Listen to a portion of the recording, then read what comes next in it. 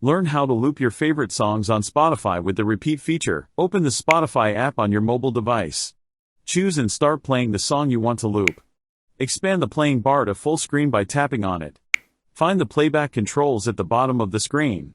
Locate the repeat button, usually near the playback controls. Tap the repeat button to cycle through options. No repeat, play songs in order without looping. Repeat playlist, loops the entire playlist/album after all songs.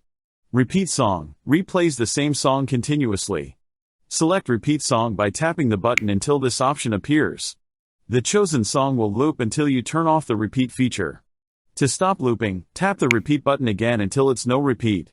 For the desktop version of Spotify, open Spotify on your desktop computer. Play the song you want to loop.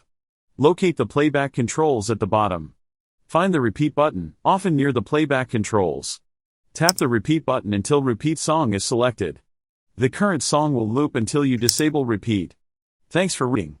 Like, subscribe, hit the bell icon, and leave comments below.